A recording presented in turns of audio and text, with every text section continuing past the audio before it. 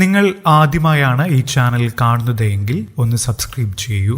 പുതുപുത്തൻ വാർത്തകൾ ആദ്യമേ ലഭിക്കാൻ ബെൽ ബട്ടൺ ക്ലിക്ക് ചെയ്യാനും മറക്കരുത്.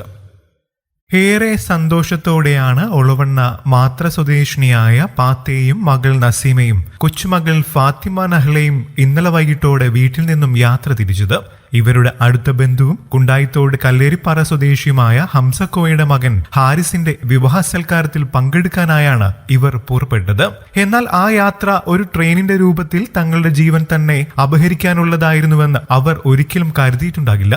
ഇന്നലെ വൈകിട്ട് 5 റെയിൽപാളം മുറിച്ചു കടക്കുന്നതിനിടെ ട്രെയിൻ തട്ടി മരിച്ച ചാലിൽ ഹൌസിൽ നിസാറിന്റെ ഭാര്യ നസീമ, മകൾ ഫാത്തിമ നഹ്ല എന്നിവരുടെ വിയോഗമാണ് നാടിനെ ഒന്നാകെ നൊമ്പരത്തിലാഴ്ത്തിയത്. പാത്തേയും നസീമയും ഫാത്തിമ നഹ്ലയും ഒരുമിച്ചാണ് വിവാഹ സൽക്കാരത്തിന് പുറപ്പെട്ടത്.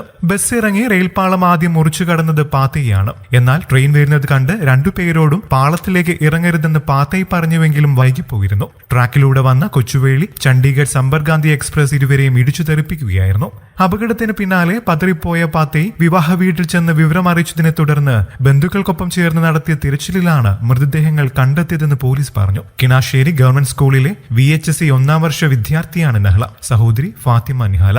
കൂടുതൽ വാർത്തകൾക്കും വിശേഷങ്ങൾക്കുമായി ഈ ചാനൽ സബ്സ്ക്രൈബ് ചെയ്യാൻ മറക്കല്ലേ. നന്ദി.